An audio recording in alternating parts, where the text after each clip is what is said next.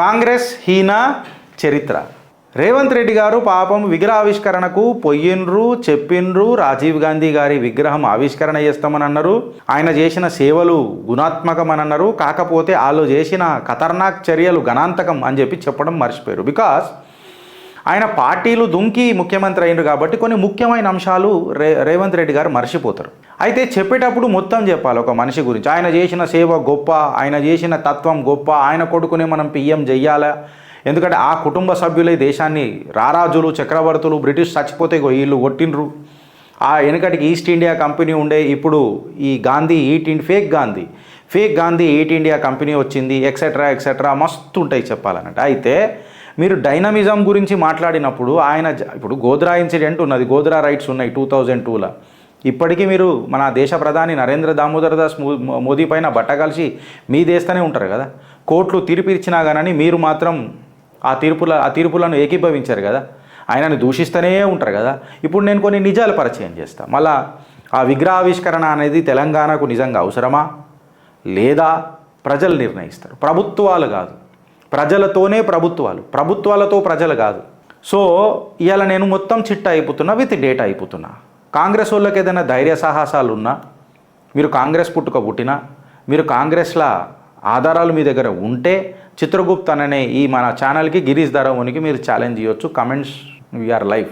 So దుకాణం కుళ్ళున్నది, షురు చేద్దాం.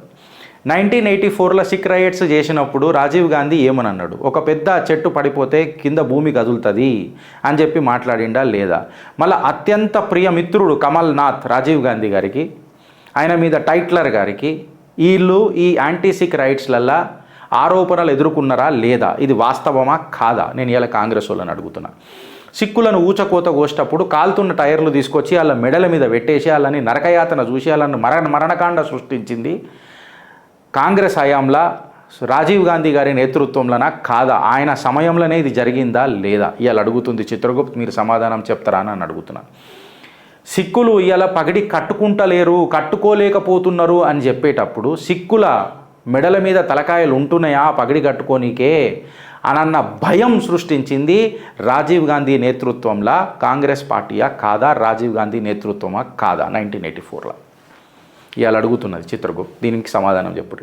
1984లో అదే భూపాల్ గ్యాస్ ట్రాజడీ అయినప్పుడు ఈ మొత్తం అమెరికన్ కంపెనీ ఎవరైతే వాళ్ళు పెద్ద సీఈఓలు ఉండేనో, గింటర్సన్ ఏమో పేర్లు చెప్తారు కదా, గిత్రోచి వాడెవర్ మేబీ, వాళ్ళని దేశాన్ని వదిలిపెట్టేటట్టు పోయేటట్టు వాళ్లకు సహకరించింది రాజీవ్ గాంధీ నేతృత్వంలో కాంగ్రెస్ ప్రభుత్వమా కాదా? దీని మీద సమాధానం చెప్పుర్రి. 1985లో పెద్ద ఆర్థిక అనాలిసిస్ చేసేసి 1985లో ఇదే రాజీవ్ గాంధీ ఒక ముచ్చట అన్నాడు. ఏంటంటే నేను ఒక రూపాయి ఖర్చు చేస్తే ప్రభుత్వాల మీద అది కేవలం 15 పైసలే ప్రజలకు వస్తున్నది. అంటే ప్రత్యక్షంగానో పరోక్షంగానో నా పరిపాలనలో కరప్షన్ తాండవం ఆడుతున్నది. బికాస్ 85% మళ్ళీ ఏడిపోతున్నది. కరప్షన్ సూత్రధారి రాజీవ్ గాంధీ కాదా? సాక్షాత్తు ప్రైమ్ మినిస్టర్ ఈ మాట మాట్లాడిండు అంటే కాంగ్రెస్ హీన చరిత్ర పర్టికులర్గా నేను చెప్పాల్సిన అవసరం ఉన్నదా అని నేను ఇవాళ అడుగుతున్న కాంగ్రెస్ కార్యకర్తలకు, రేవంత్ సర్కార్కి. ఇంకొక ముచ్చట ఏమంటున్నానంటనా, మన సుప్రీంకోర్టు జడ్జిమెంట్ షాబాను కేసుని తిరగరాసినప్పుడు ముస్లింల పట్ల ఓట్లకు బిచ్చమడుకునే మీరు ముస్లిం మహిళలకు ఎంత అన్యాయం చేసినారు అని అనేది కూడా దేశ ప్రజలకి ఇలా వివరించాల్సిన అవసరం ఉన్నది కదా రేవంత్ అన్న. విగ్రహం పెట్టినంత మాత్రాన కాదే ఆ విగ్రహానికి ఉన్న నిష్ట ఏంది, నిజాయితీ ఏంది, నియ్యత ఏంది బయట పెట్టాలనే. 1987 బెంగాల్ ఎలక్షన్స్లో రాజీవ్ గాంధీ స్టార్ క్యాంపెయినర్ లెక్క సిపిఐఎంని తుంగల దొక్కుతా అని చెప్పి 2 ప్రామిస్లు చేసిండు. 10 లక్షల ఉద్యోగాలు బెంగాల్లో, ₹2 కిలో బియ్యం ఇస్తా అని చెప్పి చెప్పిండు. సిపిఐఎం బ్యాక్ఫైర్డ్ అయింది, ఓడిపోయిండు. ఈ ఫేక్ ప్రామిస్లు అని చెప్పి అర్థమైపోయినాయి. ఇప్పుడు ఆ ఫేక్ ప్రామిస్లు రాహుల్ గాంధీ కూడా కంటిన్యూ చేసుకుంటూ వస్తుండంటే నాయన బీజమే అట్లాంటిది. బంతిపువ్వే ఉడుతుంది, మళ్ళీ చామంతి పువ్వు ఉడుతా అది, మల్లెపువ్వు ఉడుతా అది, బంతిపువ్వే ఉడుతుంది. సో ఈ ఫేక్ ప్రామిస్లు ఇచ్చుడు ఏడికైనా షురు అయినాయి. ఇప్పటిదాకా రాహుల్ గాంధీ ఆడ అడుగు పెట్టలేకపోయిండు. కాంగ్రెస్ ఆడ అడుగు పెట్టలేకపోయింది. 1987లో బొఫోర్ స్కాండిల్ కోర్టులు తీర్పు ఇచ్చిందని అంటారు. గుజరాత్ రైట్స్లో కూడా మోదీ గారికి తీర్పులు ఇచ్చినాయి. కాకపోతే ఇప్పటికీ దాని మీద మాట్లాడతారు కదా కాంగ్రెస్లో.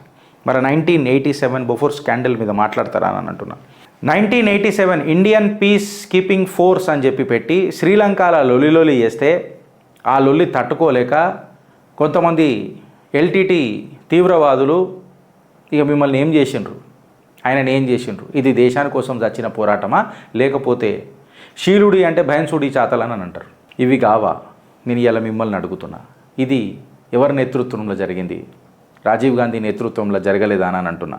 1988లో ఆర్మీ యూజ్ చేసే ఐఎన్ఎస్ విక్రాంతిని విహారయాత్రలకు యూజ్ చేసిన హీన చరిత్ర రాజీవ్ గాంధీదా కాదా? పిక్నిక్కి లక్షద్వీప్ తీసుకోపోయిన గంభీరమైన ఆరోపణలు రాజీవ్ గాంధీ కుటుంబం మీద ఉన్నాయా లేవా?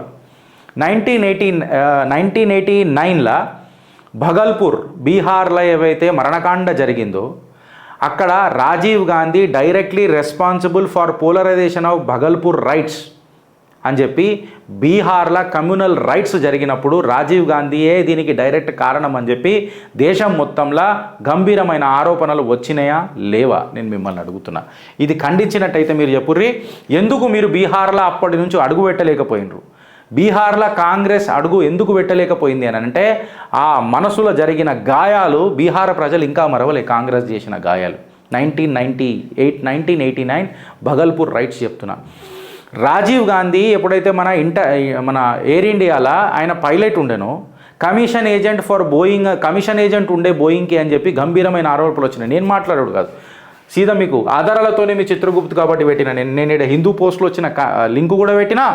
సోనియా గాంధీ మన son of Gandhi received payments అని చెప్పి రాసిండ్రు, ఇక్కడ ఎట్లా కిక్ బ్యాక్స్ తీసుకున్నారని చెప్పి కూడా రాసిండ్రు. ఇవి అబద్ధమా నిజమా? కాంగ్రెస్ కార్యకర్తలు ఇవాళ చెప్పాల్సిన పరిస్థితి ఉన్నది.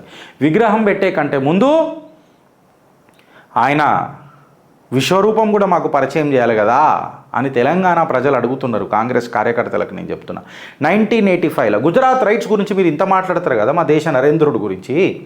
1985లో ఎయిర్ ఇండియా బాంబింగ్ అయినప్పుడు air craft Kanishka killed 329 members చచ్చిపోయారు. మళ్ళీ దాని మీద ఏం మాట్లాడతారు? 11th మే 1985 అని అనుకుంటా, 10th or 11th what ever it may be, సుమారు 20 బాంబులు ఢిల్లీలో ఎక్స్ప్లోడ్ అయినాయి, 18 బాంబులు నార్త్ ఇండియాలో ఎక్స్ప్లోడ్ అయినాయి, 82 మంది చచ్చిపోయారు. దీనికి కారణం రాజీవ్ గాంధీ కాదా? దీనికి అన్నిటికీ ఆన్సర్ ఎవరు చెప్తారని నేను అడుగుతున్నా. విగ్రహం ఆవిష్కరణ చాలా ఘనంగా జరిగింది. రాజు చేతి కత్తి రక్తంబు వర్షించు సుకవి చేతి కలము సుధలు గురియు. రాజు జీవించే ప్రజల నాలుకలయందు రాజు జీవించే రాతి విగ్రహములయందు సుకవి జీవించే ప్రజల నాలుకలయందు అని అంటారు. రాతి విగ్రహములలో రాజులే ఉన్నారు ఇప్పటిదాకా. సర్దార్ వల్లభాయ్ పటేల్కి ఒక విగ్రహం కడదామని చెప్పారన్న మీకు ఆలోచన వచ్చిందా? సుభాష్ చంద్రబోస్ ఒక వార్ క్రిమినల్ అని డిసైడ్ చేశారు. వీర్ సావర్కర్ గారిని ఇప్పటికీ కూడా ద్వేషిస్తాడు ఈయన గుట్టిన రాహుల్ గాంధీ. వీర్ సావర్కర్ లెక్క కాలాపాని జైల్లో పోతాడని భయపడితేనే కోట్ల గురికి క్షమాపణ చెప్పిన జిందగీలు మీవి. ఆ బంతి పువ్వులు మీరు కోర్టుకు పిలిపిస్తే సోనియా గాంధీని కోర్టుకు పిలిపిస్తారా అని చెప్పి మన గౌరవ ముఖ్యమంత్రి వర్యులు రేవంత్ రెడ్డి గారు కమెంట్ చేస్తారు. వాహ్ మీ బాంఛన్ బతుకులల్లా వాహ్. ప్రజలను అడుగుతున్నా, మీరు ఆలోచిస్తారా లేక అనుభవిస్తారా? ఈ కంటెంట్కి ఇట్లా మీకు నచ్చినట్టయితే జర నలుగురికి షేర్ చేయండి ఫ్రెండ్స్. రేపు ఆ విగ్రహాలు చూసి వీళ్ళ విఘ్నత కోల్పోవద్దని చెప్పి చెప్తూ వాళ్ళ చరిత్ర పరిచయం చేయాలి. కాంగ్రెస్ ఈయన చరిత్ర ప్రతి గడపకు చూపెట్టాలి. ఇవన్నిటి మీద దమ్ముంటే కాంగ్రెస్ కౌంటర్ ఇవ్వమని చెప్తున్నా. ఏదైనా ఛానల్ ఇట్లా అడిగిందా అని చెప్పి మిమ్మల్ని ప్రశ్నిస్తున్నా. అందుకే మిమ్మల్ని కోరుతున్నా, ఇది నలుగురికి షేర్ చేయండి. ఆధారాలతో చిత్రగుప్తుని కౌంటర్ చేసే దమ్ముందా అని చెప్పి అడుగురు. మీరు డిబేట్లు షురూ చేయండి. భారత్ మాతాకి జై.